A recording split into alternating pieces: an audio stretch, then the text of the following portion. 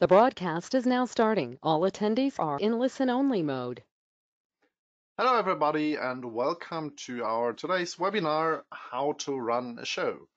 I'm Thomas and my co-moderator Janina will help me out. Hi Janina.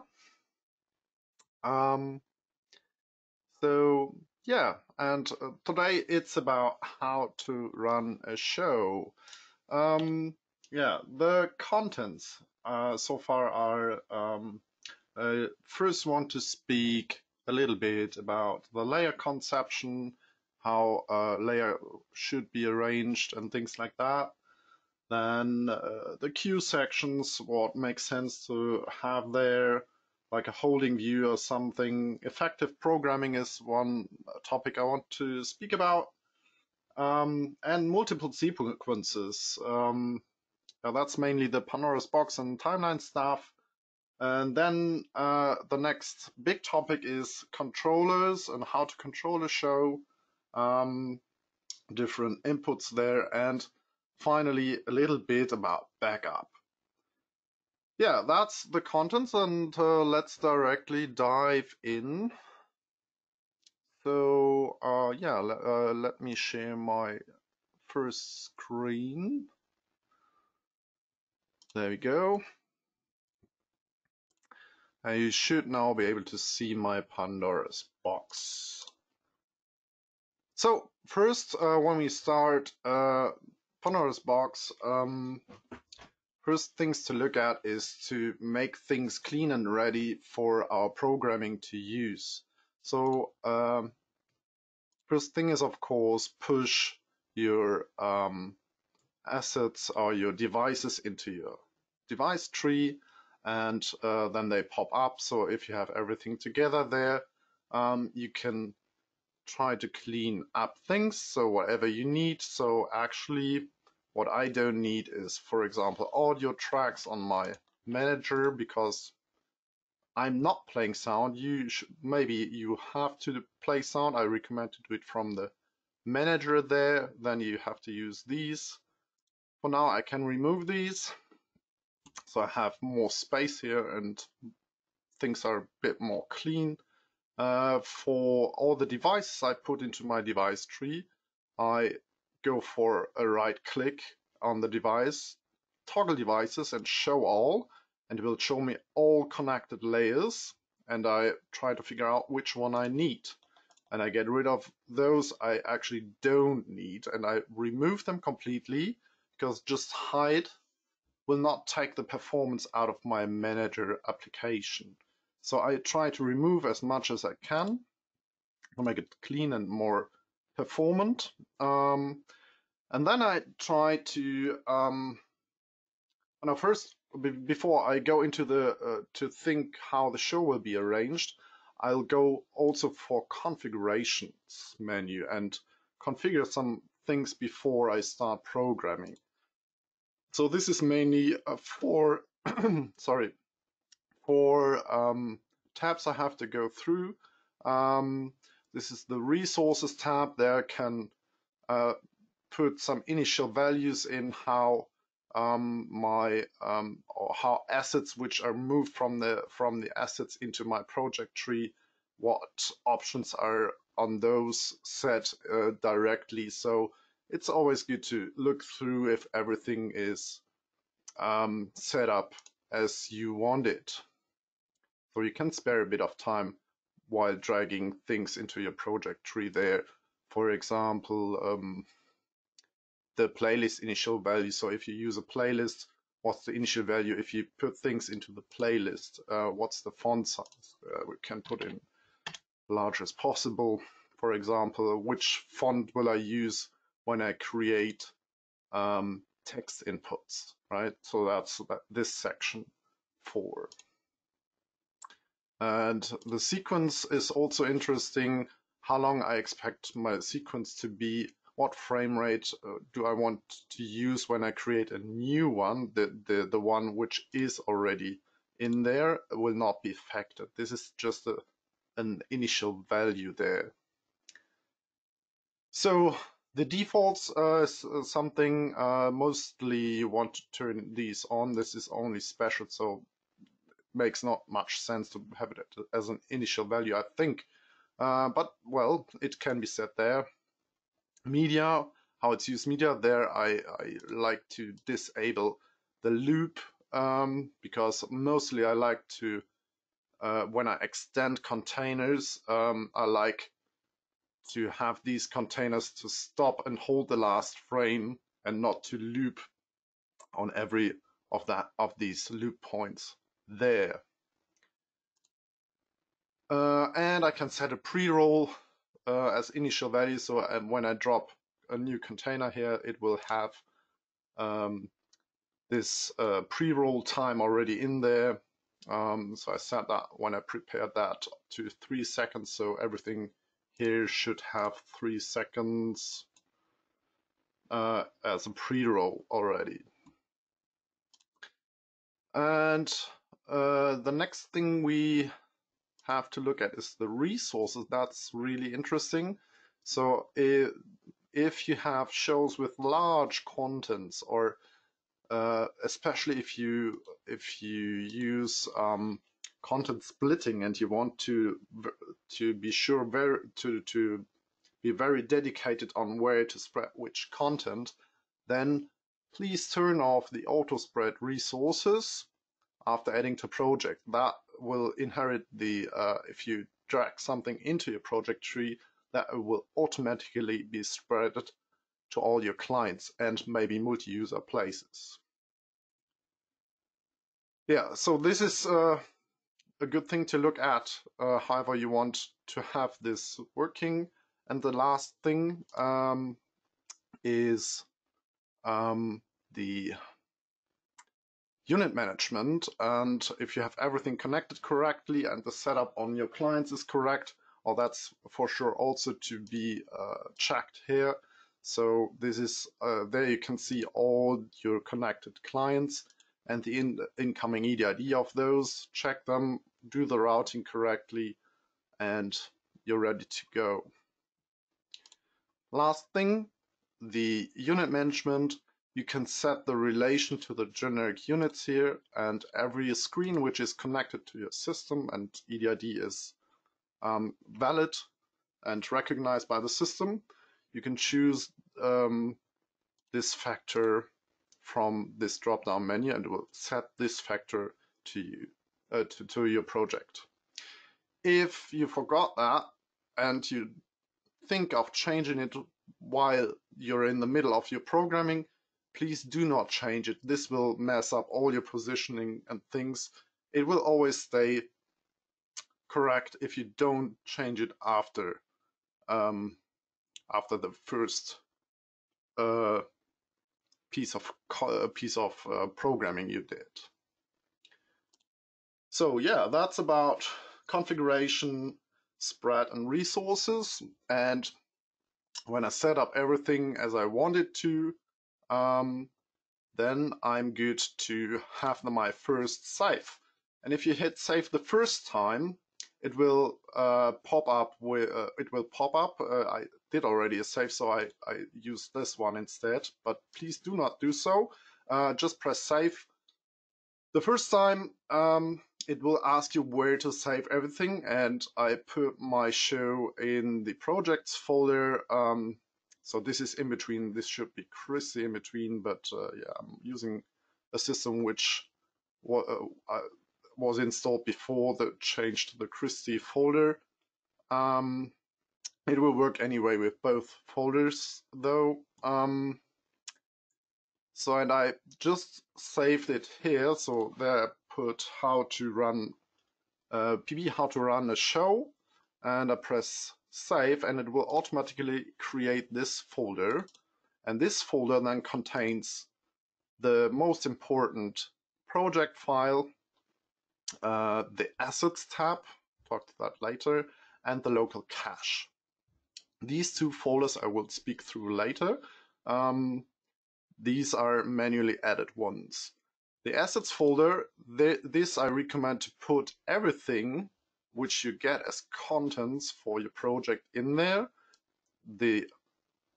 Why am I recommending this? Because it's very comfortable to to access from the manager by using the project assets folder here. This is exactly this folder. That's why it's so handy to use that one. You have direct access and you do not have to go through all these folders like C, Kulux, content, projects, and so on. So then press save, and then you have all these folders and for the show file there.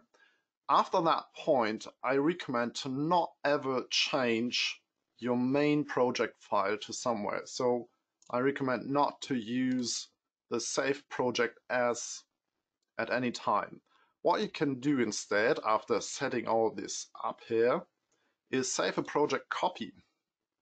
And also this I did already. And therefore, this was the wrong one, this was a tryout. Therefore, I created a backup folder in my project folder. And in there, I can now save project copies, and I really like to use the date and the time on it, and maybe a naming, not necessarily, but this is, if I want to go back to my config, I can load one of these project files back into my main folder and use it instead of the original one.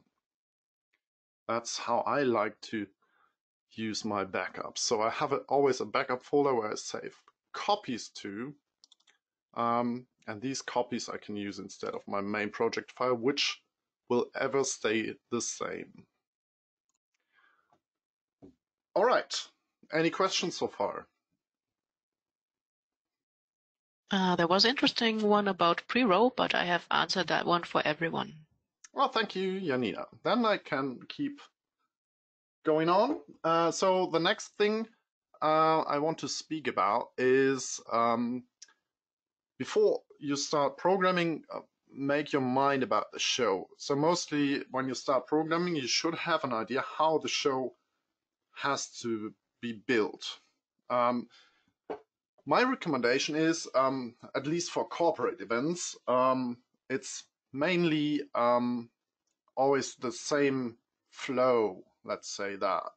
And I really recommend to have a kind of holding look at the bottom or the top layer. You can choose that. It's a bit different to handle, but whatever you prefer. I recommend to have a holding look. I created that one, so this is just a video file. You can see it in the preview here because this is in the preview, render in the preview.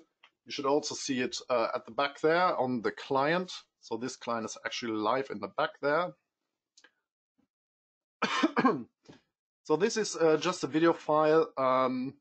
Also can be a larger file over multiple clients, of course, whatever it is, or a still image, preferable.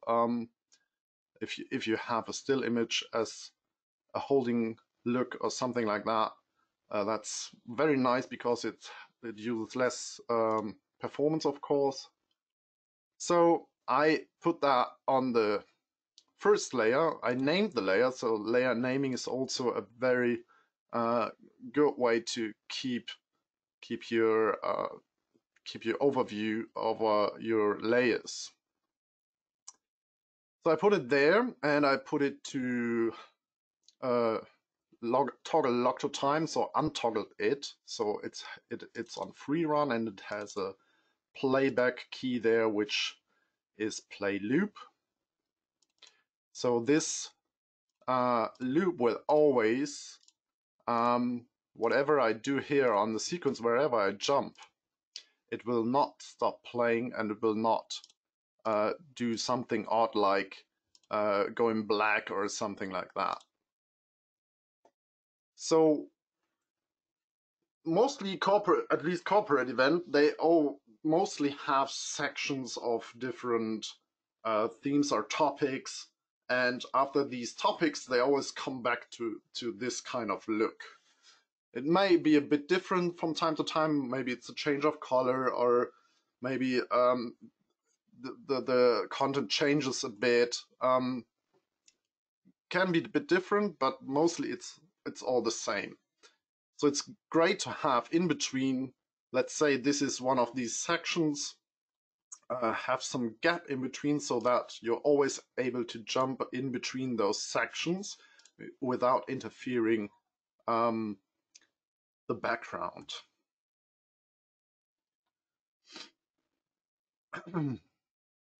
So then the next thing then is, of course, to add all the content. So, and to keep your content and the project tree like clean and good usable, you have to be very dedicated how to arrange these things. And it's a good idea to involve the content creator with certain namings or labelings of these contents that he knows, you knows, everybody knows how they should go together and how they are to program.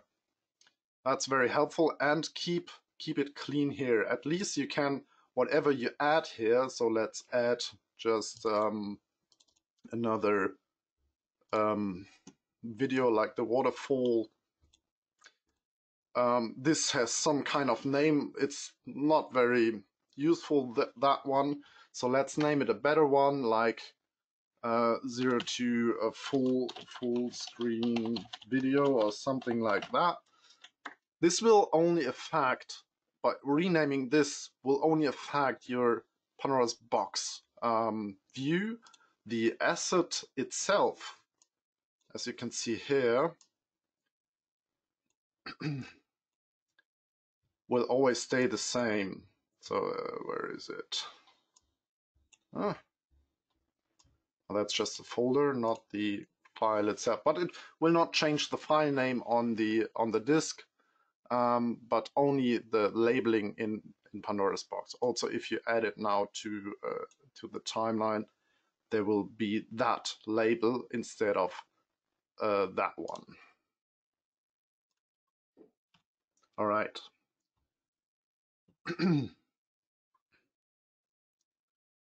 So mostly a show starts with an opening sequence. So I added some kind of opening sequence there. So that's this one here.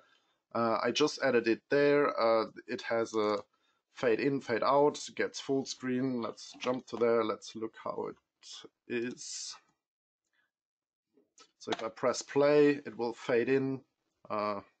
Unfortunately, it's not a nice video. It's a bit, oh, just something on screen, right? So it plays and it goes down again. So that's the opening sequence in full screen. However, just quick programming, the opener is done. After that, now comes the first section of, let's say, a speaker. And the scheme of this example is that the moderator will present the next speaker. The speaker will go on stage. There will be a live pip and a title, for example. The titles, that's very useful in Pandoras Box, can be created out of the box. So it's just, I created a folder here and I created a text input there, and you can change some things in the text input editor to change the text, color, size, or something like that. Very useful, and that's how I just made 3 titles: presenter 1, 2, 3, and yeah, so the speaker enters the stage, and the first thing should be the live pip to come up, then the title, then he speaks a bit and presents some kind of video, which should be a video as a pip, for example. So that's what we should program there. And yeah, so I will go now into how to program these if there are no more questions so far. At the moment, we're good. Thank you, Thomas. All right, then let's directly dive into that. Sorry, I'm half a bit my nose, sorry. So that's, I prepared that, so I moved that a little bit so we can do it all together. So the first thing which I have to come up is the live pip, for example. So let's use, so I created a graphic layer and I named this one live pip, sorry, timeline.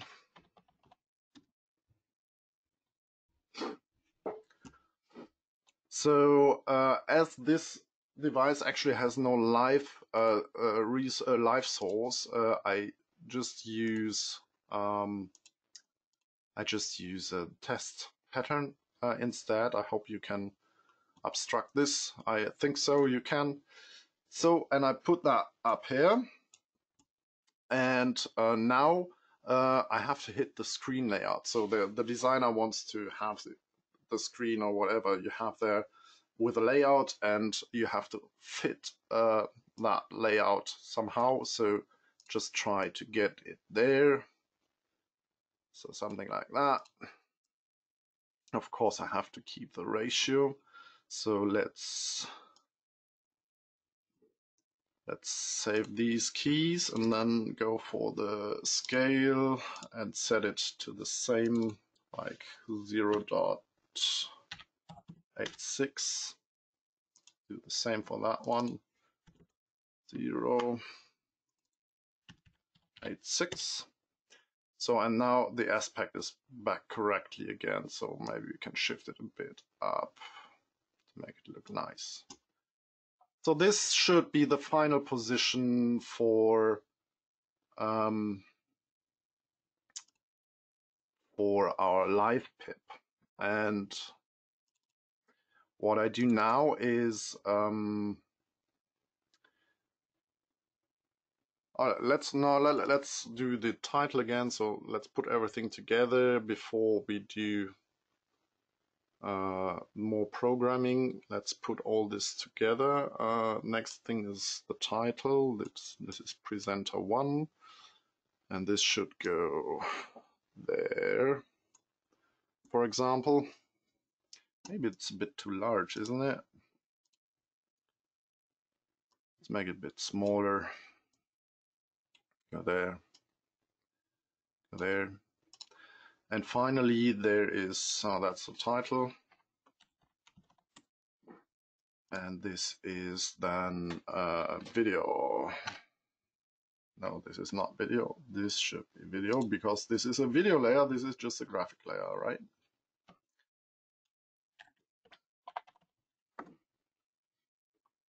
So the video, presenter 1, speaker A from part 1. So this should be the video. There we go. Let's already make use of the computer. So I created these keys already there. So all the keys are stored and in there. So let's use that again, because copy and paste is what makes you fast on computers, right? So let's use that again and move it. That was the wrong one.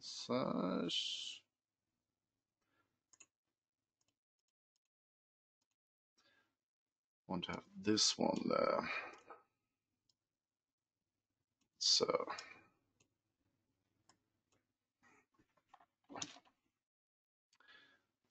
yeah, so that's okay, kind of. Okay, of course you can make it more precise in your show, but for now that should be sufficient. So I save all these position keys on my containers, and now what I do, I think about how do they transition in. Is it maybe just opacity blend, or in our case I want to use a transition in from, sorry, I have to grab them all, a transition from the outside, so an X movement transition. So this is where they should start. Okay, so I move all of them over there, and the transition will be fly in to that position. So I store these keys, and what I do now is open up the scale and position of all these, one after another, and I select all these 4 keys I have to use. It's X position and Y position, and X scale and Y scale. That's the main thing. And I do a right click and create a preset out of it. So with the preset, I did some already. You can name the preset. This is now position, or which one was it? Live. Oh no, it's not the live input, it's the video position. Video position. Let's say 2 because I did those in before. And you do all that with your layers. So I don't do it another time. I think you got what I want to do. So that's how to use that one. And then I create my transition. So my X position, which should finally be, oh, I should have saved that before, sorry. But this should be somewhere there, right? So let's only put it in there. And of course you can use the curve editor to make it a bit nice looking, and I did that in advance, and I will just show you the result. Let's zoom a bit in here. So let's paste the transition in onto the video layer, paste keys into sequence.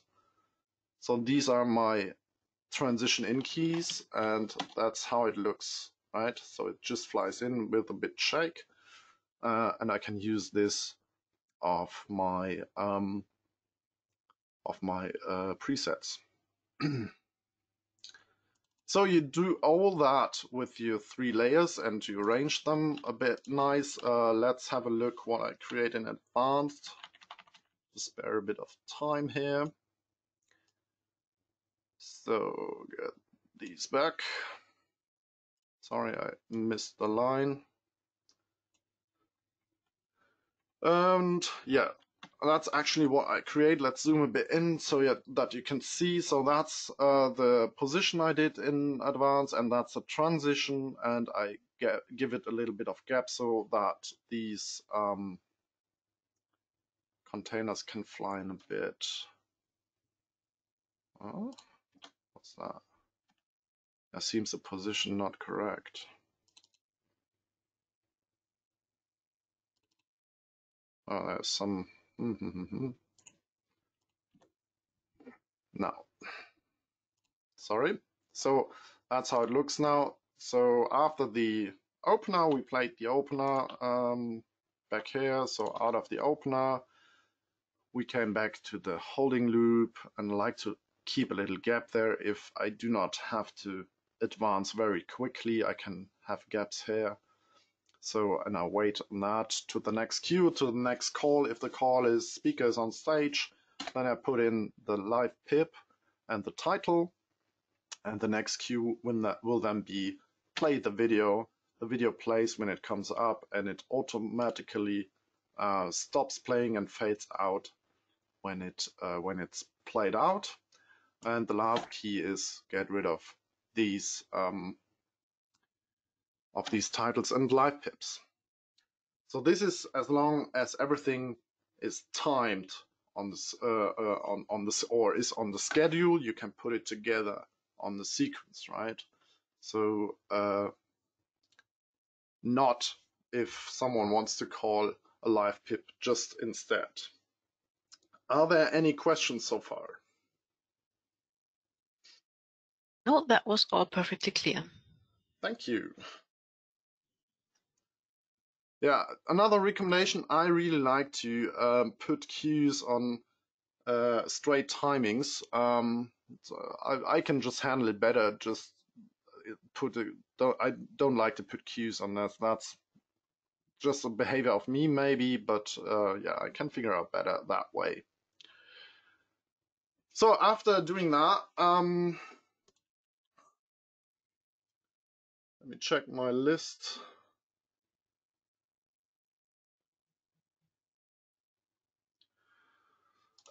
This is, let's say, the first section of your show, and it all comes back to the holding look, right?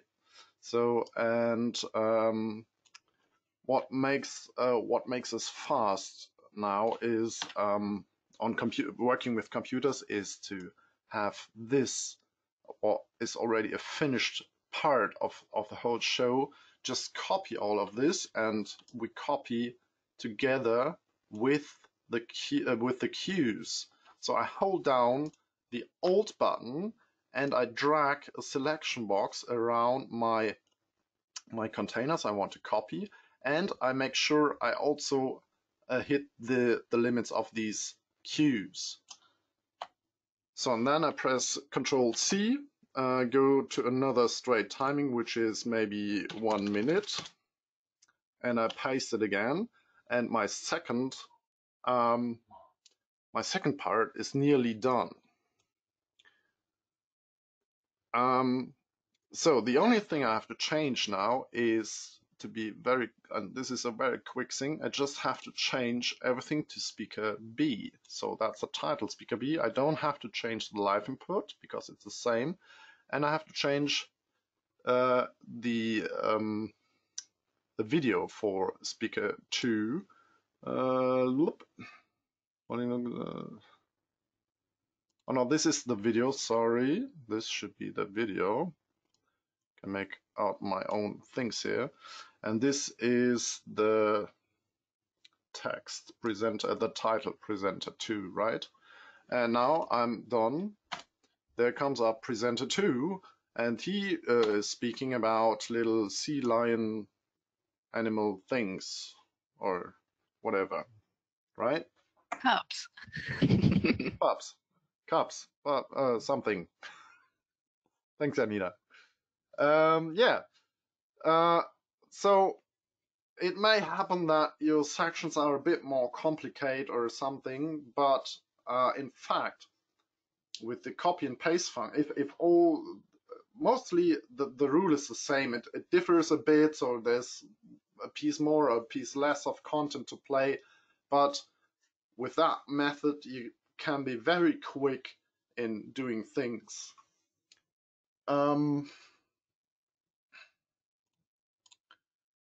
Yeah. One recommendation is make your user interface fit to what you actually want to do.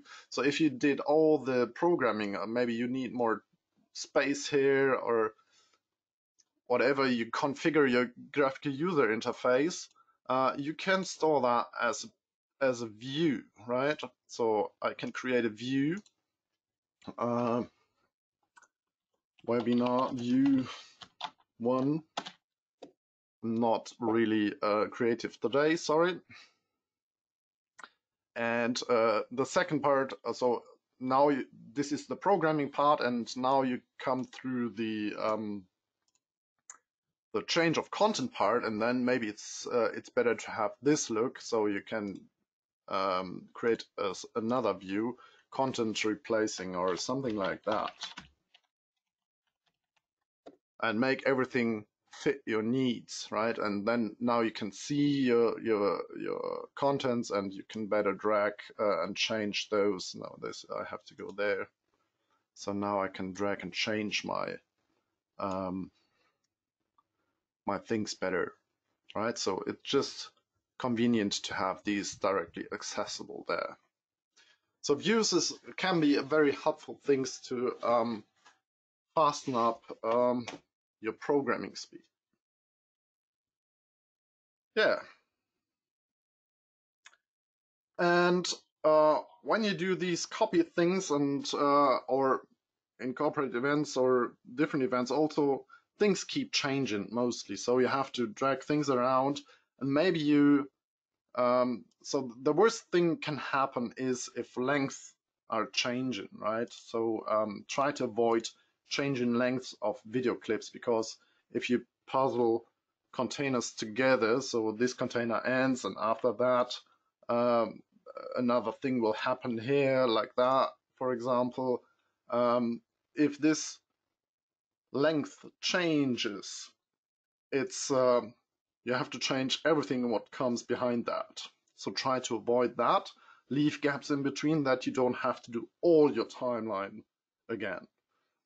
So it also may happen that somebody says in this section you have to add another video, and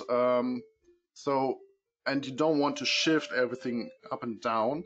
There's an option. This is called insert time after current time. So this feature will insert time after the now pointer, and that's very useful. Let's say we have put 1 minute, no, it's 10 seconds, 1 minute more. So I add 1 minute of time here. Everything what's hit by that now pointer will now extend it by 1 minute. So I can bring that very quickly back by pressing it up main media duration, and it's back to its length. And here maybe I have to use those ones and bring something on top here, or however whatever you have to do there. So the insert time function is a really good one, and if you do something wrong, there is always the undo button, right? So you can undo these things. You have to be careful a bit with the undo function. Not everything is covered with the undo function. Never covered are things like active values. Those are not in the undo stack. And some other things like changing the amount of layers or adding layers, or making virtual sites. This is a function which will delete all things on your sequence, and this is definitely not undoable. So there it's good to have a project save to do before that. Speaking about project save, I just want to switch for the Widget Designer and show you a nice feature of the Widget Designer. If you have a valid license for that, that's a license thing you have to, when you want to use the auto save or the script timer button. You always can use a normal custom script timer, custom script button to save the projects in Widget and Pandoras Box. The script timer to do autosave, this is only available with the license though. So first thing I set an interval, how often to save, let's say every 2 seconds or every 2 minutes, or let's say 10 minutes, something like that. And the script then will be, I just put in save, and I have WD save to save my Widget Designer, and I have a PB save. There it is, PB save project. So I just put those two in to save both applications or the projects. And when I start that script timer, it will now save my project files every 10 minutes. That's very handy sometimes. So yeah, don't forget to save, and I recommend only save here or save project copies for different states where you maybe want to go back to.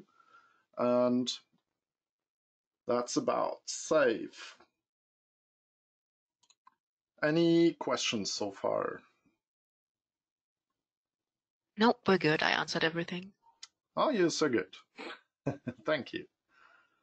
All right, let's move on. So that's some recommendation. We can talk longer about these things, and of course there are different things on the timeline, how to progress on different applications or tasks, let's say. Let's skip now to controls. There are different possibilities to control your show. First thing I want to show you is the Cues tab. The Cues tab is very handy, so because it shows in which state you are, which state the timeline has, how long it goes to the next queue. So it's always good. That's a good recommendation. I want to put a queue, at least a play queue at the end of a container, for example this one, so you can call, or you can say the show caller how long the video clip will be running still, right? So there you can call that without having this gap somewhere in here, right? So that's a good thing to give feedback to your show caller. Yeah, the Q tab, very handy. You also can use it to label the queues properly, like opener, for example, or first speaker. This should be Q2 is first speaker 1 something, whatever. And there you can directly jump to queues, which is very handy if you are in rehearsals or something. Then you can easily jump through your programming and very quickly access every part of your show and play it back as it's wished by a show caller. All right. Then of course, you can use this sequence control tab to just run your sequence.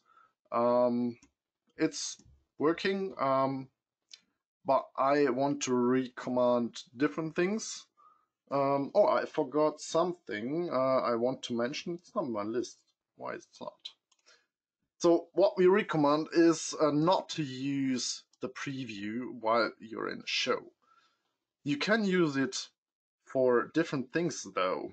So I just did a text input here. Where did I put it? That personal text. So that's just a reminder, like push button or something. And I can use these things, for example, here when I enter this state of my show, or this part of my show, I can put myself some reminders in here. That's maybe a use of these local layers here, right? All right. What controllers do we have else? We, for example, have these jog shuttle controller and the fader extension. So you can put layers live on here, so you can push layers up and down. You can also put sequences on those faders. You can, for programming, it's very useful to have this jog shuttle to get single frames up and down, or scroll the sequence and things like that. So these are also very useful. And oh, by the way, you can configure those here in the configurations. And where is it? Controller, there it is. There you can just enable those. And they're also usable with Widget Designer, right? Also there, they can be put in and can be used via Widget Designer. This is something I speak you through later when we talk a bit about backup. And yeah, that's my favorite solution to drive a show, though. And that's independent how many managers I use or something like that. I really like to program my my own user interface to fit every need or every special need for each different project. Yeah? So every project is a bit different. So I can have a main widget where I start from, and then always put it the way I need it for my project. So what I did here, so I prepared it a little bit. I just added some custom script buttons here. And these buttons will, let me quickly put that a bit smaller here. These buttons will just jump to different queues, right? Oh, nothing in there yet. So how to do that? That's very easy. I want to influence a sequence and I want to go to a queue. There it comes up already. And it asks me about a sequence ID. That's actually sequence 1. I want to influence sequence 1, comma, and let's go for queue ID 7 because I copied it's a bit it's labeled wrongly, unfortunately. So be careful with copy and paste on that part. It's ID 7.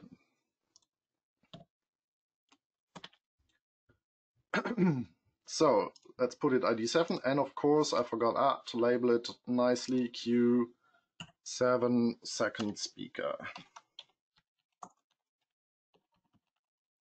Something like that. And now if I push that button, it jumps to that part of my show. So that's a very quick access and very individual for each project, doable and quickly as you can see, to directly jump to certain queues in your program. And then I add a timeline state buttons. So you can use pre-built buttons here. This is just a custom script button, so I created one of those buttons and then I just changed the appearance by using that reset button. And there we have a bunch of different looks for buttons available here. So we have a play button. This is the release state, the click state, and the hover state. Yeah, and you can add these little pictures to your buttons to make them look a bit nice. And the command there is sequence set state, sequence 1, play. So that's this button. This will be pause then and stop. Let's have a quick look at those ones. So this is sequence last queue, and this is just a sequence ID. Sequence 1, last queue. This will jump one, let's jump one forward before, so this is working backwards. And as we do not have pointing to the left arrows, I used a little tweak on that. So I did a CSS effect to these rotate and rotated it by 180 degrees to make it show that direction. That's just a tweak because we actually do not have a pointing to the left icon there, unfortunately. That's how I use that. And the background, that's just a shape with filling, so you can choose the color, line size, and things like that. Opacity, so this is a bit opaque, can't see that really because it's a black background. And I use prevent selection, of course, that I don't have to fiddle around with that. Here I put just a label. I labeled it main sequence, so I know that part will affect the main sequence, and another label here which takes the time code of sequence ID 1 directly, so I can always see on what time code I actually am with this, right? Cool. Speak you through that later. Any questions so far? No, that's all pretty clear, thank you. Thank you, Nina. So what is really useful or most times is to have multiple sequences. We have not spoken about being able to push any live import at any time, and we also did not speak about output settings. So I really like to add 2 more sequences. which should be live pip and setup.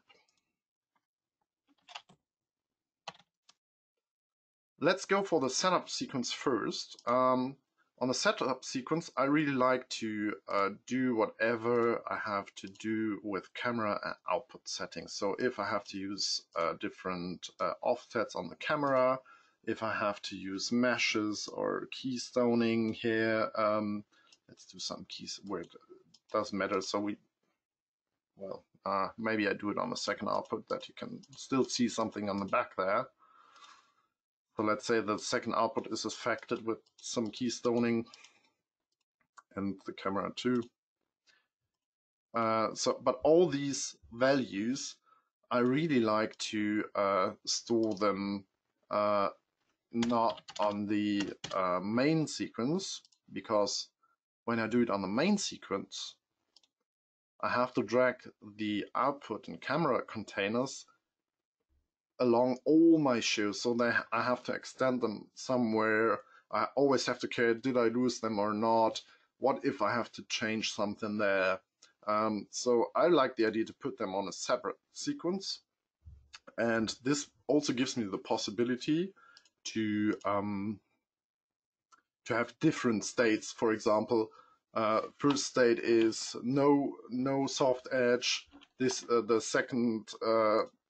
second queue will then be with soft edge settings or something. Let's put some soft edge in there. So at this state, I use some soft edge things store. So now I can always turn on and off the soft edge without affecting my main show. So I can show whatever I want on screen while trying out different settings on my soft edge. Yeah, that's one recommendation I can put out here. And the live pip thing, let's quickly copy the live input from here. Copy. Let's get rid of that one and put that here. Add some cues, sorry.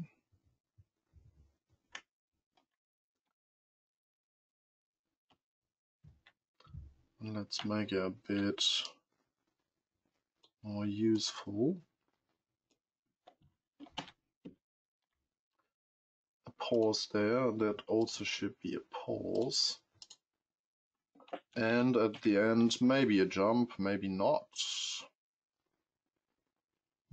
Well, let's do it in a jump. You can do it a bit differently, depending on your needs. Jump to QID 1. So let's see.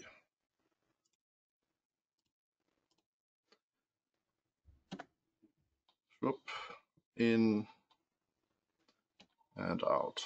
Okay. So these are now programmed on the very top layer, and I give it a name, manual live pip, for example, and I also give it a color to make it really really visible that I use this layer for a very special thing. Please avoid using the same layer on multiple timelines. So this layer is now blocked for timeline 2, right? And output settings, those should only be on sequence 3 now. So never put a container now on the main show while having the setup in the third sequence, right? So the live pip is now on here, and now I have this second part of the widget here, where I can always at any state put in a live pip or put that one out. So if I'm back on my main show. Let's jump around there.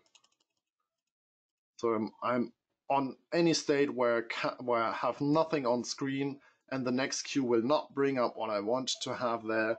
So the live pip I can always bring in with that second sequence, right? And of course bring it out again.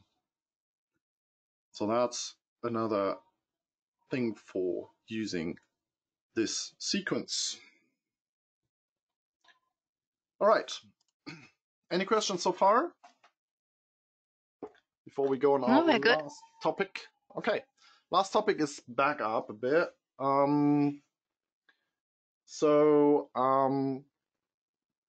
Widget Designer is very capable to make use of backup systems. What you can do with Pandoras Box is to have, if you have a rack of, let's say, 7 compact players, 6 are in use, and the 7th one is to back up one of those clients. Therefore, you can create a backup button, and this looks like that. Let me change here to the site. So actually, this site is driven by this player with the IP 48. Let's say this one crashes now, and I want to replace it with my backup client, which has this IP address. So I can use this. I can either put that IP address directly in here, or I can use this script to automate this from the widget. So this command will set that IP address to a different player, and this player will then take the role of everything what's for this site here on the sequence. At the same time, of course, it uses different connections. I can put a matrix behind all these 7 players, and I can then route remotely the correct input to the correct output in one and the same button. So this button will not only change the IP address and the behavior of my backup device, it will also change the routing in the matrix to put the new player on the correct input for the matrix. Very useful. So that's the scenario to back up one client out of multiple ones. It has to be the same license though, so you can only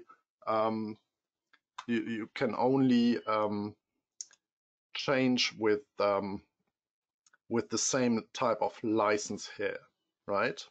If this is started as something different, you cannot change that to a different IP address. So it has to be the same license, and then it works that way. In fact, if you run shows which are very important and you really want to make sure nothing will interfere any playback at any time, we recommend a full backup of the full system. So this will then be one manager, X number of clients, and the same as a backup. One manager with the same amount of clients. This can be run to synchronize the playback. You can use Widget Designer again. So if I hit that button here, or let's first jump to a queue, you can see that my backup device, so I have actually a backup manager running beside here, and this is on a different IP address, on the same domain though, because I want to show a different thing also. So it makes sense to put it on a different domain, make sure that they do not interfere and steal their clients, right? So this should be on a different domain. As I'm not having the full setup here, it's okay to use it for me now. And I put here in this label, I also can see the time code of sequence 1, but from the backup, right? So and if I push the play button here, you can see these two are running synchronous playback, right? So the command from the widget will be put out at the same timing. It's not a perfect sync, but mostly good enough for if you have an issue and you switch wherever. However you do this backup, then you can switch there, and it will have the same state at both timelines. So that's our recommendation when you want to make sure nothing will interfere with your playback. Last thing, not really recommended. You can run, as you know, a sub-manager in the multi-user mode. This makes sure, or you can use this feature also to have the show on your backup manager. And before you start the show, you can interrupt the multi-user session, and you have all the project files on your second manager and on the clients, and then you can run this system separate. What you also can do is you can leave the sub-manager running with your show, and in case your manager crashes, it can overtake the show, but you have to be a bit careful. It's not an instant it's not instantly done, right? So you will recognize it on screen if you do that way. So yeah, and that's, I think, all about backup so far. Are there any questions? Yes, I do have a question, which is, okay, we have everything set up and Widget runs the main and the backup manager, and now the main manager crashes. What exactly do I do then? So, I mean, the backup manager does not have the clients at the moment. And somehow stop. We don't have backup manager. So you are pointing at the direction. So you have one manager in the multi-user session running, right? No. I was talking about the real backup. When you have one backup main manager and one as running in backup mode, the one you are addressing with the backup in Widget Designer. The scenario I didn't point out, actually. Well, you added the backup manager in Widget Designer. Yes, I did that, but the scenario was like, this is a complete separate system with its own client. Okay. So the only thing you do there is switch from the outputs from the main system. You switch the matrix or whatever you use there to the outputs from the full backup system. The scenario we had here with the backup, change mode to backup and things, this also still works, but it is more or less similar to the multi-user mode I just explained. What you have to do there then is on the backup manager to take over all sites and domains, and that's what takes a bit to make to get the clients back into the system and on the second or the sub manager or backup manager, whatever you are doing there. Okay, that answers it. Thanks. Welcome. Any more questions? That's it so far. All right. Then I think that's all I have to show for now. I hope you enjoyed. And we will see you next time. Feel free to put any feedbacks on the displayed addresses. Keep us informed if you have ideas for different themes or topics you want to hear. Yeah, and enjoy. Have a good time. Stay healthy.